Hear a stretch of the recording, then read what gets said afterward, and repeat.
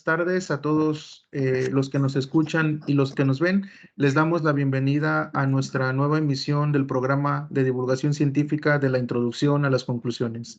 En esta ocasión tenemos como invitada especial a la doctora Ernestina Castro Longoria del CICES en Ensenada, Baja California, México.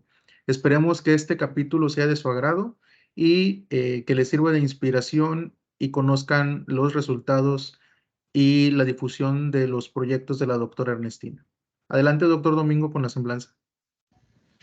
Hola, buena tarde a todos. Es para mí un gusto presentar el currículum de la doctora Ernestina Castro Longoria, quien, tiene un trabajo muy interesante y bastante extenso en lo que va de su carrera científica, pero vamos a resumir algunos de los puntos más importantes. La doctora Ernestina Castro Longoria es investigadora titular del Departamento de Microbiología de la División de Biología Experimental y Aplicada del CICES. Es miembro de la Comisión de Análisis para la Productividad Académica del CICES.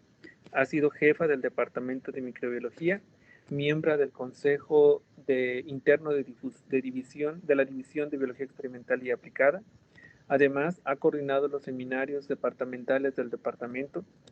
Ella realizó su licenciatura en Oceanología en la Universidad Autónoma de Baja California. También tiene un doctorado en Oceanología en University of Southampton, en Inglaterra. También tiene un postdoctorado, el cual lo hizo en el Departamento de Óptica del CICES. Dentro de sus distinciones o premios, voy a mencionar al menos 3 de los más importantes. Es miembro 2 del SNI, o nivel 2 del SNI.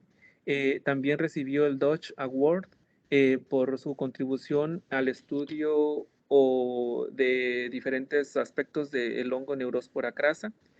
También ha recibido el premio de ciencia básica Casos de Éxito del CONACYT. Dentro de los artículos que ha publicado 42 artículos arbitrados, 5 capítulos de libro, tiene una patente, 3 artículos de divulgación, 3 artículos no arbitrados, y dentro de la formación de recursos humanos ha formado 3 estudiantes de licenciatura, 16 de maestría, 5 de doctorado, ha tenido en su laboratorio 5 postdoctorantes, y además de un número muy importante de entrenamiento para estudiantes de licenciatura como servicio social, prácticas profesionales, estancias de investigación. Sus proyectos han sido financiados por el CONACYT y por UC Mexus CONACYT. Ha participado en 85 congresos internacionales, 48 nacionales, además de que ha impartido clases aquí en el CICES, en la Universidad Autónoma de Baja California y en la Universidad de Southampton en Inglaterra. Doctora Ernestina, le damos la más cordial bienvenida y es para nosotros un honor y un gusto el día de hoy poder entrevistarla. Muchas gracias. Ante todo, quiero agradecer por esta invitación. Es para mí un gusto que se interesen en lo que hago, en mis planes, también como científica, así que pues más que nada eso, agradecer la invitación. Muy bien, muchas gracias, doctora.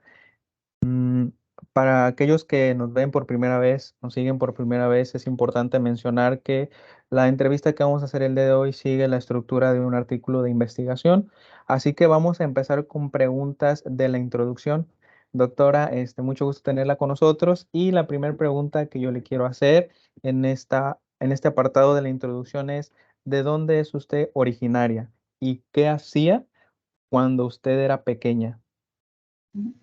Sí, yo nací en un pequeño municipio en Zacatecas, el municipio de Sainalto, Zacatecas, y pues niña realmente como la niñez de cualquier niño, ¿no? Sin ninguna preocupación, totalmente cuidada por mi familia, y a los 6 años aproximadamente todos nos trasladamos aquí a la ciudad de Ensenada. Entonces prácticamente soy más que nada ensenadense, porque he vivido aquí desde mis tiernos años de infancia. Muy bien, doctora, muchas gracias por su respuesta. Y pues bueno, a mí me llama mucho la atención en su currículum que nos habla sobre su preparación en oceanología, ¿no? Entonces, pues eso es algo nuevo, al menos en lo personal, y por ahí va más o menos enfocada mi pregunta también para que la empecemos a conocer un poco más. Eh, ¿Es correcto decir oceanógrafa? ¿Es algo como eso? Y la pregunta también es, ¿le gusta mucho el océano, el mar? ¿O por qué su inclinación para estudiar ese tipo de ciencias? Bueno, mira, sí, es correcto, oceanóloga, oceanógrafa. Más que nada, sí me gusta mucho el mar. Evidentemente, el mar yo creo que a la mayoría de las personas nos gusta. Sin embargo, en mi caso muy particular, ese amor por el mar fue debido a que tengo una hermana mayor que estudió esta carrera. Entonces, ella fue como guiando mis pasos por, por este lado, ¿no? De la oceanografía. Y más que nada también porque aquí en Ensenada, en el tiempo que yo me tocó hacer mi carrera de licenciatura, solamente había, la carrera más fuerte era esa, de la de oceanografía, y había otra que iba iniciando, que era la carrera de biología. Entonces, había esas dos opciones, nada más. Y en el caso mío, éramos pues 7, 8 hermanos, la verdad era un poco difícil enviar a alguno de nosotros fuera a estudiar. Entonces estudiamos prácticamente lo que había aquí y pues lo que más nos llamara la atención. Entonces, en mi caso no fue muy difícil porque mi hermana estudió esta carrera y me fue llamando la atención y fue como ingresé también yo a la carrera de oceanología. Muy bien, doctora. A mí me gustaría preguntarle, ¿cómo es que usted decidió o quiso ser científico? ¿Por qué dedicarse a la ciencia? ¿Qué la llevó a eso? Eh, es muy ligado a la pregunta anterior, ¿no? Del interés de conocer cómo el mar funciona, ¿no? O sea, mi hermana realizó también su tesis de licenciatura con cuestiones del ictioplancton. Entonces, me llamaba mucho la atención todo ese, entonces ellos muestrearon, o sea, digo ellos porque el esposo de mi hermana también es oceanólogo, y ellos hicieron su muestreo para investigar qué especies de ictioplancton había en la bahía de aquí de Todos Santos. Entonces, ellos solamente extrajeron de todo el muestreo del zooplancton las puras larvas de peces. Entonces quedaba toda esa otra parte pues, sin trabajar. Entonces, cuando ellos iban terminando de hacer su tesis, me comentaron, bueno, están estas muestras si quieres tú investigar qué grupos hay allí. Y en ese entonces, el muestreo fue durante el fenómeno del Niño.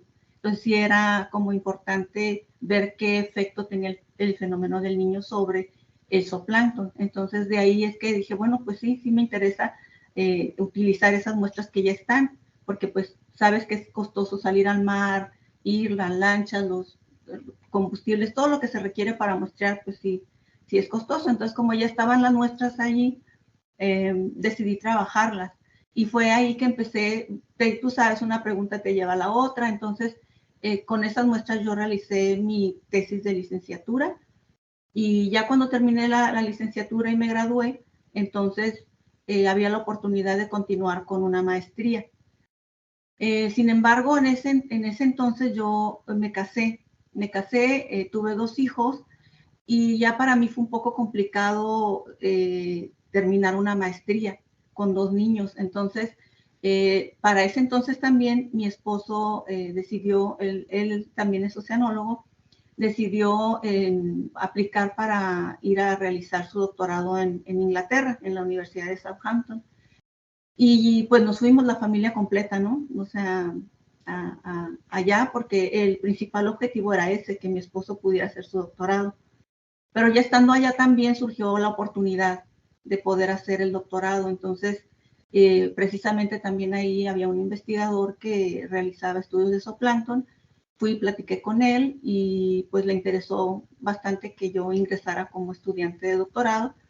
Ya saben, ¿no? La tramitología, las cartas de recomendación, los certificados, todo fluyó perfectamente obtuve la beca del CONACYT y fue y empezó realmente mi carrera como científica, ¿no? Muchas gracias, doctora. Algo que a mí me interesaría mucho saber es que, bueno, yo sé que usted trabaja en el área de investigación y le gusta el área de la investigación, pero ¿hay alguna otra actividad que usted realice aparte de la investigación y que le guste hacerlo también?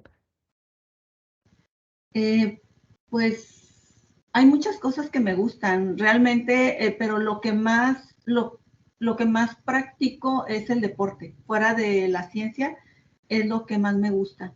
Practicar deportes me gusta mucho, sobre todo correr. He participado, bueno, cuando estuve en Inglaterra, de hecho, corrí el Maratón de Londres. Entonces, para mí es como un gusto poder correr. He practicado otros deportes como natación, el CrossFit, realmente me gusta mucho. Entonces, es lo que más me gusta, aparte de, ya cuando salgo de aquí, del laboratorio y de la oficina, pues sí, me gusta mucho practicar deportes. Muy bien, doctora, muchas gracias. Bueno, también otra pregunta, todavía un poquito adentrándonos en la parte personal de usted. Ya nos mencionó que ha practicado natación y yo creo que es algo básico para alguien que estudia oceanología, ¿no? Y mi pregunta también va enfocada a eso. ¿Usted ha hecho trabajo de campo? No sé, me imagino si a lo mejor ha andado en algunos barcos en el mar o más o menos cómo ha sido su trabajo en campo y si tiene que nadar en mar adentro o no sé, algo así de sus experiencias. Eh, bueno, ahorita en estos tiempos definitivamente ya no me dedico a estudios que tengan que ver con el mar. Eso fue pues de mi doctorado hacia atrás, ¿no? Pero en mi trabajo básicamente ha sido muy costero. Nunca tuve que ir a cruceros oceanográficos de esos que duran semanas o meses. No, mi trabajo, por ejemplo, aquí, como les mencionaba, en la bahía, pues ya eran muestras que ya estaban listas para trabajar. Yo no tuve que ir a colectarlas. Pero en Inglaterra sí. En Inglaterra yo tuve que ir a todo lo que es el estuario de Southampton Solent. Hay un complejo muy interesante que hay al sur de Inglaterra. Ahí sí tuve que ir a tomar mis propias muestras, pues durante todo un año, ¿no? Porque siempre se hace como el estudio temporal, espacio temporal. Entonces, después de que yo tuve toda esa información, seguí muestreando en el campo, pero para traer organismos vivos, microorganismos, los que son los copépos. Yo trabajé mucho con copépos, que es un importante eslabón en la cadena alimenticia. Entonces, después de que terminé como el estudio espaciotemporal, de ahí decidí trabajar sobre un grupo muy particular que son el género Acartia, que ahí en el estuario eran muy abundantes. Entonces trabajé aspectos de reproducción y iba a colectarlos al mar y ya los traía al laboratorio y ahí hacía los cultivos de los copépodos y de ahí pues salieron varios artículos de mi tesis de doctorado. Pero no he tenido que nadar a mar abierto y todo eso, no, porque a muchos compañeros les atraía mucho ese tipo de investigación. O sea, muchos entrarán con la expectativa de irse a bucear y investigar los corales y los peces y todo. No, yo nunca entré con esa expectativa, la verdad. Yo desde un principio sabía que iba a trabajar con este grupo de organismos planctónicos, entonces no, nunca tuve que sumergirme ni nada de eso, pero sí, pues sí, evidentemente tendría que saber nadar y todo por cualquier cosa, ¿no? Muy bien, doctora. Muchas gracias por sus respuestas, pero ahora vamos a pasar a la etapa de los métodos. Y si bien ya nos platicó mucho y bastante muy bien explicado acerca de sus experiencias trabajando en oceanología, en la licenciatura que usted decidió hacer, su doctorado, pero ahora a mí me gustaría preguntarle qué fue lo que la llevó a dar un brinco, dar un salto en su carrera científica y ahora pues ser una investigadora pues que de manera muy exitosa trabaja con hongos y además no nada más con uno, sino con varios, aunque yo creo que su sello personal ha sido Neuróspora, pero yo creo que maneja demasiados hongos y pues es muy diferente ahora lo que usted realiza. ¿Cómo fue ese cambio? Sí, mira, fíjate que fue una transición que yo no me esperaba, la verdad. Cuando yo terminé mi doctorado, y yo creo que cuando todos terminamos nuestro doctorado, queremos seguir investigando sobre la misma línea. De mi tesis de doctorado, salieron 6 artículos científicos y en revistas indexadas de alto impacto. Y cuando yo buscaba una posición para seguir sobre mi misma línea, desgraciadamente no hubo un lugar en donde colocarme. Y yo estaba un poco sujeta a Ensenada porque pues mi esposo era investigador, sí era porque ya se jubiló, era investigador del Instituto de Investigaciones Oceanológicas aquí en la UABC. Entonces, no valía mucho la pena yo irme a buscar a otros lugares de México porque ya teníamos asentadas nuestras raíces aquí, pues nuestra familia, nuestra casa, todo. Entonces, yo busqué mismo aquí en el CICESE, en la UABC, en varias instituciones, colocarme y pues en ese tiempo no había plazas. Entonces, fue de oportunidad que el doctor Josué Álvarez Borrego, que es investigador aquí del CICESE en el departamento de óptica, que me dio la oportunidad de entrar a hacer un postdoctorado. Entonces entré a hacer el postdoctorado con él, precisamente trabajando también con el grupo de copépodos, pero utilizando modelos matemáticos para poder hacer una identificación automatizada. Ese es el campo de investigación que el doctor maneja. Entonces, trabajé con él 2 años y medio más o menos, sacamos 3 artículos de mi postdoctorado. Y en ese entonces se vino a trabajar aquí o buscar abrir un nuevo departamento el doctor Salomón Barnicki. Y supe yo de eso, de que estaba aquí en el CICESE, y mi postdoctorado pues ya llevaba 2 años y medio. Dije, yo creo que ya para que me den más años de postdoctorado va a haber un límite, ¿no? Entonces fui a buscarlo a él y a platicar con él, porque no sabía yo realmente, prácticamente pues no lo conocía, ¿no? No sabía ni su trayectoria ni nada. Para mí él era algo nuevo, ¿no? Totalmente. Y fui a platicar con él y le dije todo lo que yo hacía y demás. Y me dijo, bueno, sí, está muy interesante, pero yo no voy a trabajar con nada que tenga que ver con el mar. Yo voy a trabajar con hongos y hongos terrestres, o sea, hongos marinos no he trabajado y pues tengo varios proyectos aquí que quiero realizar. Entonces, pues muchas gracias por participar, pero no hay un lugar aquí para ti. Entonces le dije, bueno, está bien, doctor, mire, yo le dejo aquí mi currículum y estoy abierta a trabajar inclusive como técnico, no me importa, yo lo que quiero es seguir trabajando, es seguir desarrollando pues el conocimiento que ya tengo. O sea, yo sé que no trabajo con hongos, pero pues puedo aportar. Yo considero que puedo aportar con un doctorado, considero que lo puedo hacer. Y así quedó. Y entonces al término de unas 2 semanas me mandó a llamar y me dijo que si yo estaba dispuesta a trabajar con alguna de las líneas o proyectos que él tenía. Entonces vi la lista de proyectos y como yo siempre, mi investigación ha estado muy relacionada con los microscopios, hacer microscopía de todo tipo, óptica y electrónica. Vi un proyecto que era la evaluación del ciclo circadiano a través del microscopio. Dije yo, pues yo creo que le dije, no sabía ni en lo que me metía, ¿no? Porque trabajar con el ritmo circadiano de un hongo, pues requiere mucho esfuerzo. Entonces fue ahí que él me dio esa oportunidad. Me dijo, está bien, podemos empezar. Yo empecé con él desde aprender a cultivar los hongos, cómo preparar los medios. Él fue muy paciente conmigo, me fue enseñando poco a poco. Y a la par yo iba pues también documentándome, ¿no?, sobre el ciclo circadiano. Entonces también un gran apoyo que yo tuve fue el del doctor Stuart Brody de la Universidad de California en San Diego, porque él es experto, bueno, ya está jubilado, pero sigue siendo un experto en el ritmo circadiano y precisamente trabajando con Neuróspora.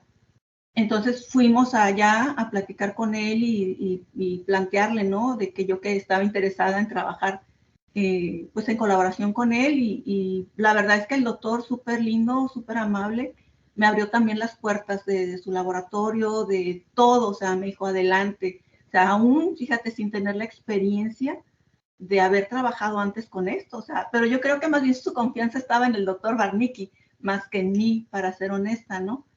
Pero la gran carta que yo llevaba era el doctor Barnicki, que él le dijo al doctor, ella puede desarrollar el proyecto. Y seguramente vio en mí, ¿no? No sé, las habilidades de cómo me vio que yo trabajaba, el cuidado que yo tenía y todo. Entonces, pues fue realmente una suerte para mí trabajar de la mano de ellos dos. Entonces ellos fueron mis grandes maestros en este campo, ¿no? de investigación que son los hongos. Y sí, pues tuve la fortuna de que nos aprobaron inmediatamente un proyecto de Yusimexus y pues ya, de ahí ya, pues no paré, ¿no? Sí me fue difícil dar ese salto, ese cambio, porque era un campo totalmente diferente. O sea, yo no conocía nada de los hongos, en oceanografía nunca vimos nada de hongos, entonces sí fue bien difícil porque, y aparte porque no teníamos un laboratorio estructurado. En aquel entonces trabajé yo en una casita móvil desempacando cajas de material que había traído el doctor cuando se jubiló. Le dieron de la universidad pues todo el material, reactivos y demás. Entonces fue como empezar de cero, prácticamente de cero. Entonces sí me tardé un poquito en publicar porque te digo, no teníamos ni siquiera un laboratorio propiamente. Entonces sí fue un poquito frustrante este lapso de tiempo, pero al mismo tiempo fue como un reto muy grande. Dije, si yo logro sacar una primera publicación de esto, quiere decir que por aquí vamos bien. Y sí lo logré sacar. Sacamos con el doctor Brody 3 artículos y ya de ahí dejé el ritmo circadiano porque el doctor se jubiló y no me animé mucho yo a seguir sola porque en ese tiempo no tenía todavía estudiantes. Entonces sola era dormir en el laboratorio y todo eso, no, la verdad era muy pesado. Entonces, pero al mismo tiempo estaba yo iniciando en una nueva línea que era la polaridad, investigar cómo los hongos crecen de manera polarizada, las primeras etapas de germinación, qué proteínas son las que participan. Entonces por ahí ya yo empezaba y por ahí seguí después del ritmo circadiano. Muchas gracias, doctora, por hablarnos de todo su proceso, muy, muy interesante. Y algo que yo quisiera preguntarles relacionado a su estancia en Inglaterra, quisiera que nos platicara un poco sobre cómo fue todo ese proceso de transición, ¿no? Porque pues hubo muchos cambios desde aquí de Ensenada hasta allá. Y también quisiera que nos hablara un poco acerca de, fue muy complicado, fue fácil, tuvo algún, no sé, apoyo por parte de aquí del gobierno federal. Entonces, si nos pudiera hablar un poco acerca de esa experiencia y si lo llega a recomendar, qué tanto le ha ayudado ese doctorado que hizo fuera del país. Sí, mira, la verdad es que fue, como ya les comenté, un poco porque ya mi esposo estaba allá. Eso me abrió a mí las puertas, o sea, aquí ante el CONACYT, yo cuando solicité la beca, pues hablé por teléfono, dije, yo ya estoy acá en Inglaterra, ya tengo la aceptación de la universidad, ya nada más me falta la beca porque pues las colegiaturas son caras, yo no las puedo pagar. Pero hasta eso que fue relativamente sencillo, o sea, como ya estaba todo prácticamente hecho, ya nada más me dijeron, pues sí, adelante, o sea, hice el trámite y me la dieron inmediatamente la beca, ¿no? Y aparte, fíjate que fue algo muy padre que tuve apoyo también del gobierno de Inglaterra. Hay allá una convocatoria que salía para los estudiantes que estuvieran que fueran overseas, que fueran externos a Inglaterra, o sea, que fueran a hacer estancias de investigación o doctorados. Hay un apoyo que daban ellos, yo creo que todavía lo siguen dando, que eran Overseas Research Award, que lo daban el gobierno de Inglaterra. era una competencia a nivel nacional. O sea, tú sometías, o sea, tu caso, explicabas qué es lo que estabas haciendo de investigación y todo. Te pedían igual, pues como en todo, ¿no? Todos los papeles, todos tus certificados, todo. Entonces, pues yo supe de esa convocatoria y dije, bueno, pues voy a someter, digo, no pierdo nada. Entonces, ¿cuál sería mi sorpresa? Que fui agraciada con esa beca, que era un apoyo, me parece que casi completo de la colegiatura. O sea, el gobierno de Inglaterra pagaba mi colegiatura y ya con ASIC solamente pues me daba mi manutención. Entonces realmente fue algo bien bonito porque pues era una competencia a nivel de todos los estudiantes que van a Inglaterra a estudiar, que dicho sea de paso son una cantidad enorme, o sea, de todo el mundo, franceses, españoles, hindúes, o sea, de todos lados, allí compitiendo por una beca. Y pues yo fui creo que daban alrededor de unas 60 becas nada más. Entonces yo salí afortunada con esa beca y para mí pues fue un logro bien importante, ¿no? Tener ese apoyo tanto del gobierno de Inglaterra como de aquí del CONACYT de México. Muy bien, doctora. Pues bueno, muchas felicidades por esos casos de éxito, ¿verdad? Claro. Que nos platica. También nos llamaba mucho la atención, bueno, personalmente, que en cuanto a la formación de recursos humanos, ha dirigido ya varias tesis de investigación y que también atiende alumnos de servicio social, de prácticas profesionales, etcétera. Entonces, mi pregunta va enfocada hacia ese aspecto. Usted, por ejemplo, ¿cuál sería el proceso que debería seguir un alumno para poder trabajar con usted? Y si es posible que, por ejemplo, alumnos de alguna otra universidad que nos vean en otra parte de México, aquí en San Luis Potosí, por ejemplo, o mismo en Baja California, que quizás sus alumnos también vayan a ver esta entrevista, los de la Universidad de California, ¿cuál es el proceso para acercarse o para llegar hasta usted a trabajar a su laboratorio? Es muy sencillo. Aquí, por ejemplo, yo he tenido más que nada estudiantes de la Universidad Autónoma de Baja California porque la tenemos justo cruzando la carretera. Entonces ellos vienen siempre y buscan o ven la página de internet del CICESE, ven qué es lo que a ellos les llama la atención y simplemente vienen, me tocan la puerta algunos, otros me mandan un correo electrónico.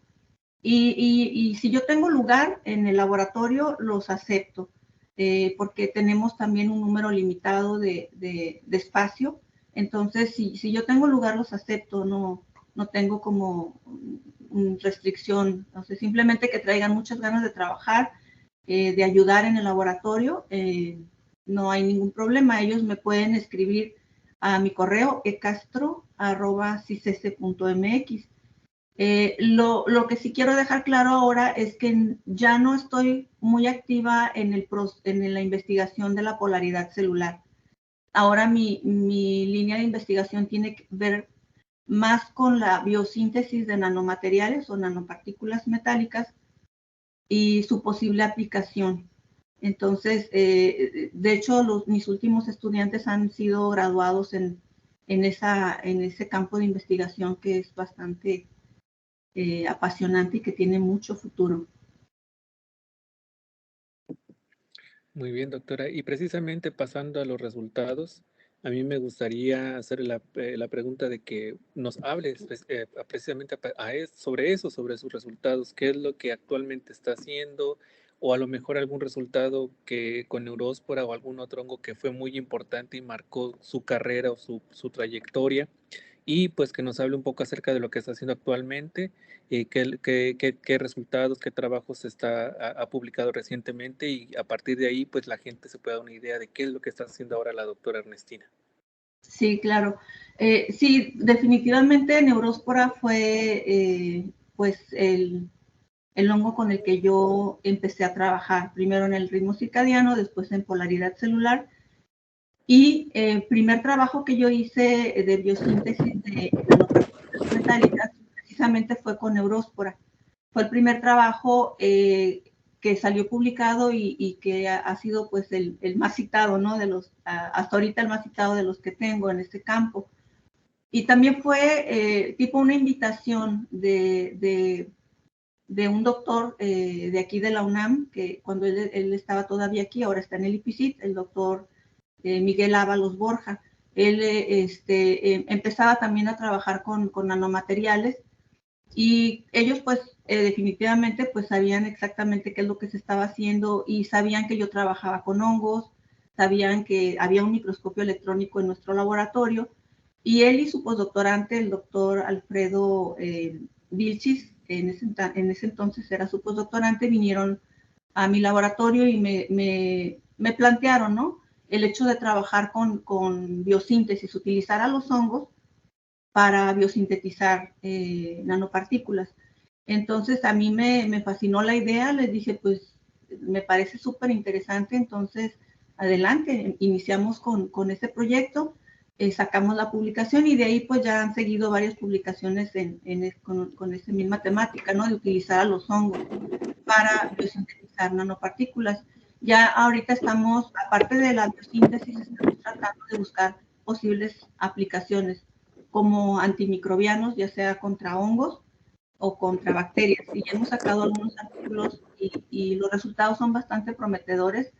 Entonces, pues en ahorita es en lo que estoy, realmente tratando de buscar las posibles aplicaciones, porque ya pues la biosíntesis realmente ya la tenemos como bien afianzada, ya sabemos cómo hacerlo, ya sabemos todo lo que es la caracterización de esos nanomateriales. Entonces ya lo que sigue es tratar de buscar las posibles aplicaciones, ya sea contra patógenos de humanos o contra patógenos de plantas.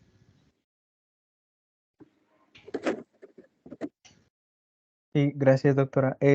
Bueno, usted como expertise en el área actualmente de la micología, y entrando un poco ya al tema de la discusión, yo quisiera preguntarle qué medidas de seguridad tal vez se deben de seguir en un laboratorio donde se trabajan o donde se empieza a trabajar con organismos que pueden afectar la salud de la persona que los está manipulando, ¿no? Y quisiera también preguntarle lo interesante que ha sido para usted el trabajar con hongos. Sí, definitivamente, pues aquí en el laboratorio se tiene que seguir el protocolo de seguridad, ¿no? De utilizar, ya sabes, tu bata, tus guantes, tu mascarilla. Realmente nosotros no hemos trabajado ahorita con algún microorganismo que sea muy patógeno, o sea, hemos trabajado con cándida, que pues es parte del ser humano, está en nosotros, entonces realmente no hemos trabajado con aislados clínicos, que ahí sí tendríamos que tener ya más cuidado, una campana de bioseguridad, puesto que pues los aislados clínicos, muchos de ellos pues resultan resistentes a los antibióticos convencionales. Actualmente tengo un chico trabajando con una especie de bacteria, Campylobacter, que pues causa gastroenteritis. Entonces, es una cepa de referencia, pero de todas maneras él está trabajando bajo seguridad, campana de bioseguridad 2.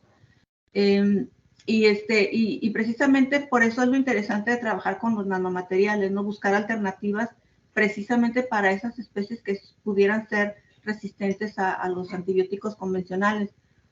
Y dicho sea de paso, hace un par de semanas me contactaron del Instituto Nacional de Pediatría porque tienen un problema con una bacteria, Pseudomonas aeruginosa, que es multiresistente.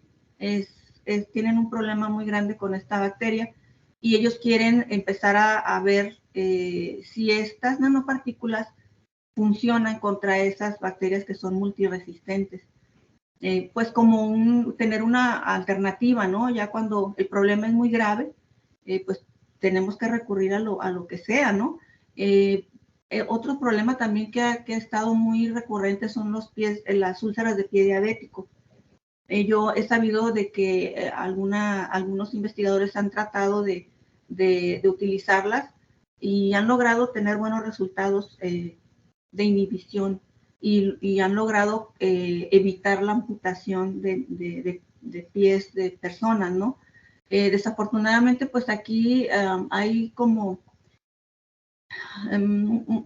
una controversia, ¿no? Porque dicen, bueno, ¿por qué utilizar algo que no sabes qué más te va a afectar, ¿no? Porque realmente no hay como un estudio a profundidad de en qué te pudiera afectar las nanopartículas, pero también sabemos que las nanopartículas, o sea, utilizas una cantidad mucho menor, por ejemplo, de que utilizaras plata coloidal.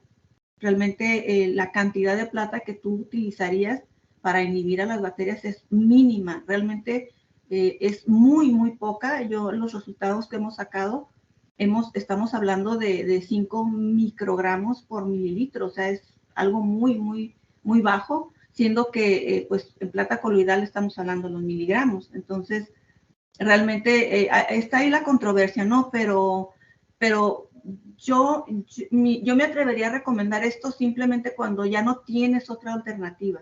O sea, si te van a amputar tus piernas, las dos, porque he visto gente que le han amputado las dos piernas, si puedes probar con estos nanomateriales para salvar tus piernas, yo particularmente sí lo haría. O sea, yo.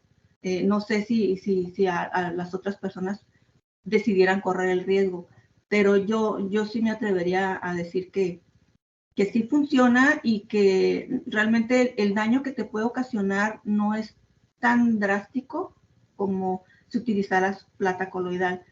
Que también he sabido de gente que toma esta plata coloidal así como si nada, entonces ahí sí yo no lo recomendaría, que estés continuamente tomando plata para todos lados y para todo, no, eso sí no. Tiene que haber como una regulación y un límite, ¿no? Muy bien, muchas gracias, doctora. Pues otra pregunta también que tiene que ver con la sección de la discusión y retomando un poco lo que nos platicaba con anterioridad de su estancia en Inglaterra. ¿Usted qué opina y qué consejo le podría dar a los alumnos, a los chicos que inician su carrera de investigación de la importancia del inglés, del idioma inglés? ¿Es importante o qué podría decirles? ¿Qué consejo les podría dar? Sí, definitivamente el inglés es básico. El inglés pues es el idioma de la ciencia, ¿no? Todos los artículos, la mayoría de las revistas manejan el idioma inglés. Claro, hay en algunos otros idiomas, pero el idioma universal de la ciencia es el inglés. Realmente yo sí recomendaría que no solamente se queden en saber un poquito, sino que tomen cursos más avanzados para nivel conversacional, por ejemplo, eso ayuda muchísimo. Yo cuando me fui a Inglaterra realmente no era como muy experta en hablar inglés, o sea, sí sabía leer, escribir y todo, pero me faltaba esa parte, la parte práctica, la conversacional. Entonces sí me fue un poco difícil al principio. Ya cuando estás allá en un país donde nada más hablan inglés y solo hablas español con tu gente muy cercana o con gente que está, que está allá, que son de Latinoamérica, porque pues sí hay muchos, ¿no? Y sí puedes convivir con ellos y los buscas, de hecho, ¿no? Para sentirte un poquito más en confianza, más como más cerca de tus raíces, ¿no? Pero en general, con toda la demás gente, los franceses, los alemanes y todo, pues te comunicas con ellos en inglés. Entonces, la verdad que sí es muy recomendable que lleven cursos, no solamente para escribir, pero sí también para hablar. Muy bien, doctora, muchas gracias por sus respuestas. Me gustaría hacer una última pregunta con respecto a la discusión y retomando un poco todo lo que va de su carrera, incluso desde que se fue a Inglaterra, ya como con 2 hijos y con un esposo, ¿qué tan difícil es para una mamá estudiar un doctorado en un país extranjero y de allí integrarse al mundo laboral? Pues siempre con a lo mejor con hasta ciertas limitantes, después que soy mamá, tengo mis hijos y a lo mejor yo pienso que debe ser más difícil, pero bueno, en su experiencia, eh, ¿qué nos pudiera platicar? Y porque seguramente nos podrán escuchar también otras madres que actualmente están haciendo una maestría, un doctorado y que pueden ver el ejemplo en usted. Sí, pues sí, definitivamente sí es más difícil, sí es más complicado porque pues no tienes todo el tiempo para hacer o para dedicarte a estar en el laboratorio. Yo afortunadamente tuve mucho el apoyo de mi esposo, porque mi esposo, él no trabajaba con cuestiones biológicas. Tú sabes que cuando uno trabaja con organismos vivos es más difícil porque tienes que estar al pendiente de tus cultivos, tienes que estar revisándolos y demás, ¿no? Él trabajaba más que nada con modelos para el oleaje y las mareas y todo eso, y era un poquito más trabajar con los datos que se capturan pues a nivel satelital, ¿no? Y predecir mareas y predecir todo eso, ¿no? Entonces, para él era más fácil, digamos, dedicarse un poquito más en el día a estar en este caso, con los niños, mientras yo avanzaba en el laboratorio en la universidad. O sea, yo hacía todo mi trabajo experimental en parte de la mañana y de la tarde, y los niños, pues uno de ellos ya iba al kinder y el otro estaba en un maternal. Pero tampoco lo dejábamos todo el día, eran unas horas nada más mientras él hacía su trabajo en la universidad en el día, y en la tarde él trabajaba, ¿no? En la casa. Y cuando yo llegaba, pues ya yo me ponía a trabajar con los niños y él se ponía a trabajar en tarde-noche en su proyecto, ¿no? O sea, sí fue como combinado, y sí fue más difícil todavía porque estábamos los dos haciendo un doctorado. Pero afortunadamente supimos cómo complementar los tiempos y terminamos durante el mismo año. Él empezó un año antes que yo, pero terminamos justo al mismo tiempo por lo mismo, porque él tuvo que frenar un poquito su avance para que yo alcanzara, ¿no? Ya el nivel para tener todos mis datos y poder graduarme. Entonces, definitivamente es bien difícil, pero no es imposible. Realmente, pero sí, evidentemente necesitas el apoyo ya sea de tu pareja o de un familiar que te apoye con el cuidado de los hijos, porque sí es complicado, sobre todo cuando están chiquitos. En mi caso, pues mi niño tenía 1 año y meses cuando yo llegué allá en Inglaterra, entonces sí ocupaba todavía bastante de su mamá, porque ya cuando están más grandecitos en la primaria, secundaria, ya eso no es ningún problema, la verdad. La verdad no, porque van a la escuela, entonces ese tiempo tú lo dedicas a hacer tu investigación, pero cuando no, sí se requiere de apoyo. Pero yo diría que no se desanimen, porque la verdad es que cuando se quiere se puede, aunque sea un poquito pausado, pero tienes que persistir, resistir para lograr la meta, ¿no? Gracias, doctora. Muy bien, doctora, pues muchas gracias. Pasamos ya a la parte de las conclusiones. En esta parte de las conclusiones, a mí me gustaría que pues nos diera algún consejo sobre la persistencia, como usted menciona, de hacer ciencia en México, ¿no? Que si usted considera que sí es necesario o no en México seguir preparando científicos, ¿qué líneas o qué áreas de la ciencia cree usted que son más importantes aquí en nuestro país? Y más o menos como una retrospectiva, ¿no? Como una opinión de una científica a nivel 2 del SNI acerca de estos temas prioritarios para nuestro país. Yo considero que toda la ciencia es importante. Igual también sé que hay temas prioritarios ahorita, como por ejemplo el agua, el cambio climático, todo eso son problemáticas que son muy importantes de atender, pero no por atender lo que es prioritario vas a desatender lo básico, ¿no? Que son las herramientas para construir algo más sólido, más grande, con más potencial. Yo creo que la ciencia en México tiene que apoyarse en todas sus ramas, en todas sus ramas. Muy bien, doctora. Pues bueno, creo que hemos llegado al final de nuestra entrevista, y para terminar, pues nos gustaría preguntarle si hay algo más que le gustaría agregar, algo que a lo mejor no le preguntamos y le gustaría comentar. Entonces, no sé si a usted le gustaría dar algo más o mencionar alguna cosa más.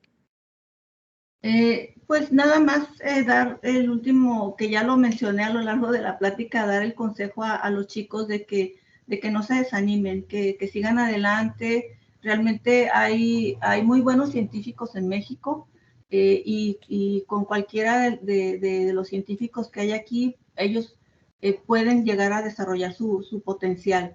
Evidentemente, sí hace falta también un poquito salir hacia afuera, porque conoces otras maneras de trabajar, tu experiencia se amplía.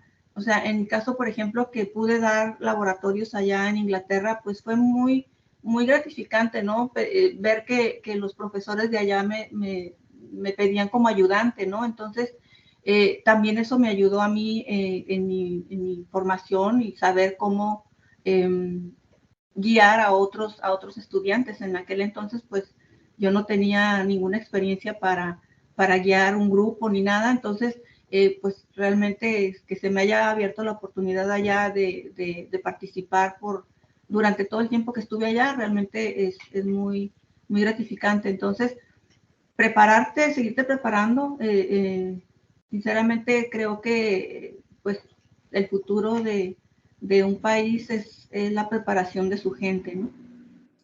Y pues bueno, agradecemos a todos que nos han escuchado, nuevamente agradecemos a la doctora Ernestina y pues esperamos que nos escuchen en nuestra siguiente emisión con un nuevo entrevistado que seguramente nos dará respuestas tan interesantes como las que hemos tenido el día de hoy de la doctora Castro Longoria. Pues a todos muchas gracias, nos despedimos y nos vemos en la próxima. Adiós.